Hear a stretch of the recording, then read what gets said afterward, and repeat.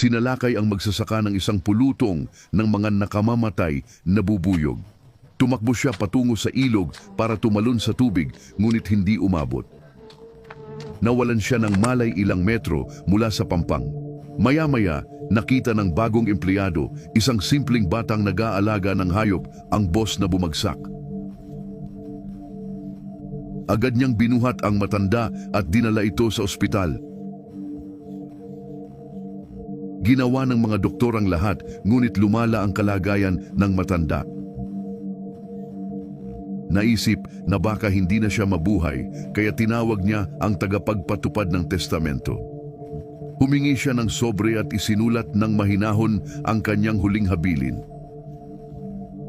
Pagkalagda, tinatakan niya ang sobre at sinabi, "Kung mamatay ako, sundin ang nakasulat dito." Ilang araw pa, pumanaw siya.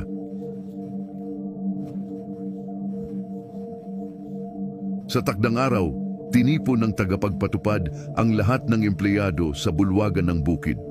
Puno ng masarap na pagkain ang mesa, handa na ang handaan. Sa isang puting tuwalya, may dalawang bagay, pera at Biblia. Tumayo ang tagapagpatupad at nagsalita, "Alam nyo mayaman ang amo nyo pero walang tagapagmana." Bago siya namatay, tinawag niya ako at nag-iwan ng selyadong sobre. May malinaw na mga tagubilin dito. Hiniling niya na pagkamatay niya, ibigay ko sa inyo ang pagpipilian, pera o Biblia. Inyo na ang pagkain. Personal na ang desisyon ngayon.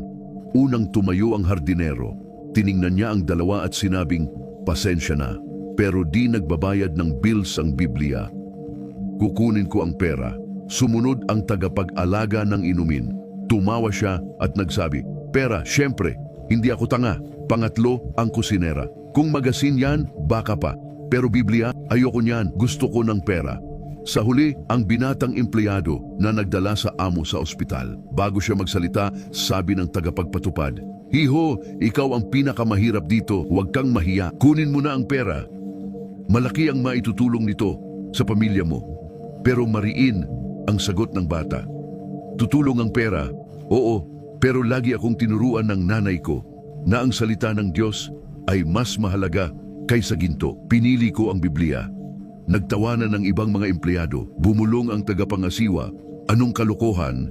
Kinuha ng binata ang Biblia. Nang buksan, nakita niya ang dalawang sobre. Sa una, may halagang 10 beses na mas malaki kaysa sa ibinigay sa iba. Sa pangalawa, ang orihinal na testamento ng magsasaka.